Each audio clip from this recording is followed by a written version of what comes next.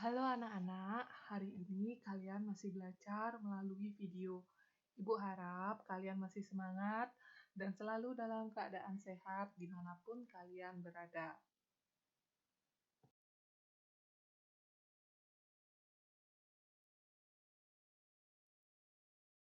Hari ini kita masih belajar di tema 2, menyayangi tumbuhan dan hewan.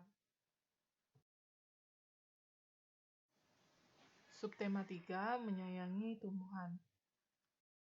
Nah, hari ini kita ada di pembelajaran 2. Hal yang akan kita pelajari yang pertama, hak dan kewajiban, yang kedua, wawancara. Nah, sebelum kita mulai belajar, kita lihat apa yang dilakukan Dayu dan keluarganya. Ya, keluarga Dayu sedang bercakap-cakap di teras rumah. Mereka bercerita tentang kegiatan yang dilakukan hari itu. Tiba-tiba Dayu teringat kalau ia belum melakukan tugasnya. Tugas Dayu setiap hari adalah menyiram tanaman di halaman rumah. Setiap anggota keluarga mempunyai kewajiban dan hak masing-masing.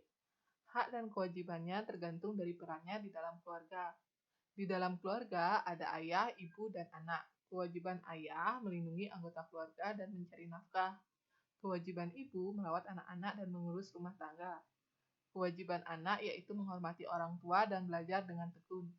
Kewajiban anak juga termasuk tugas-tugas yang harus dilakukannya di rumah. Contohnya, kewajiban Dayu yaitu menyiram tanaman. Nah, pada teks ini, kalian bisa menemukan dua kata kunci, yaitu kewajiban dan hak.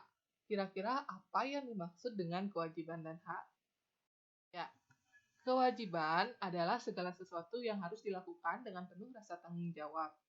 Dan hak adalah segala sesuatu yang harus diterima dengan rasa syukur setelah melaksanakan kewajiban. Jadi, kalian bisa menerima hak setelah melaksanakan kewajiban. Nah, hari ini Siti dan Lani sedang bercakap-cakap untuk membuat dan merawat tanaman gantung. Kita lihat percakapannya yuk. Siti dan Lani sedang mengamati tanaman-tanaman di sekolah. Lani, Siti, ayo kita membuat pot gantung. Tanam-tanaman ini sepertinya butuh tempat baru. Siti, setuju Lani, kasihan tanam-tanaman itu. Potnya sudah tidak cukup. Lani, tanam-tanaman itu dapat terganggu pertumbuhannya. Siti, mari kita buat pot gantung itu. Apa saja yang dibutuhkan? Lani, botol plastik, pita perkat, gunting, tanah, kayu pipih, tali, dan tanaman. Siti, lalu bagaimana cara membuatnya? Lani, yang pertama kita potong bagian bawah botol, kemudian rekatkan pita perekat ke sekeliling bagian yang dipotong. Siti, baik, setelah itu, Lani, buat 4 lubang di bagian perekat, masukkan tanaman ke dalam botol pelan-pelan, rapikan dan sebar akar tanaman ke seluruh bagian botol, kemudian masukkan tanah hingga 3/4 isi botol. Siti, sejauh ini tidak sulit, lanjutkan Lani. Lani, masukkan tali plastik ke dalam lubang, gantung menggunakan paku di dinding. Tutup bagian yang terbuka dengan kayu pipih. Siti, mari kita ajak teman-teman yang lain untuk membuatnya. Nah, seperti inilah kurang lebih cara membuat dan merawat tanaman gantung.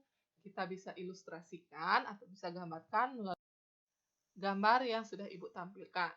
Jadi ini dia tahap-tahapannya. Yang pertama yaitu memotong botol plastik bekas. Lalu memasukkan akar tanaman pada botol plastik bekas. Jadi akar tanamannya itu harus menyebar pada botol plastik bekas. Selanjutnya kita masukkan tanaman dan tanah. Kemudian diberi tali pada botol plastik. Selanjutnya digantung pada paku yang sudah tersedia. Sudah paham kan? Percakapan yang dilakukan oleh Lani dan Siti tadi termasuk dalam teks wawancara. Kalian tahu apa itu wawancara?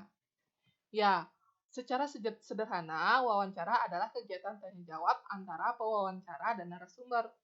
Pewawancara adalah orang yang bertanya, dan narasumber adalah orang yang memberikan informasi.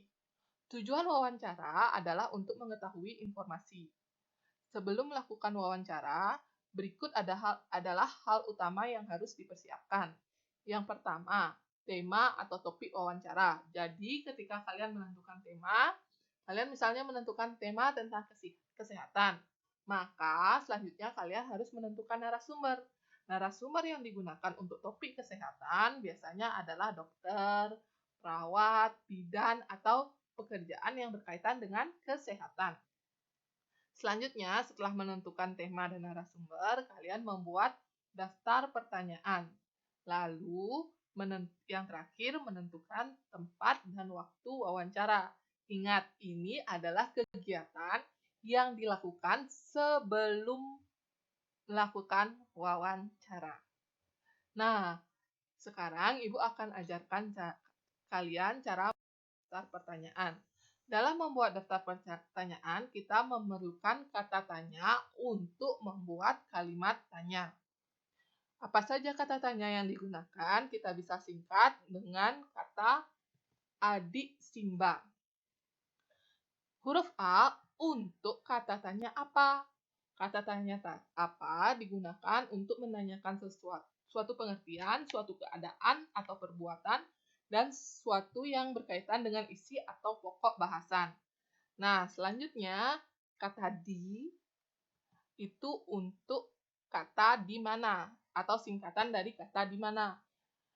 Di mana adalah kalimat tanya untuk menanyakan tempat terjadinya peristiwa. Selanjutnya, huruf K. Huruf K merupakan singkatan dari kata kapan.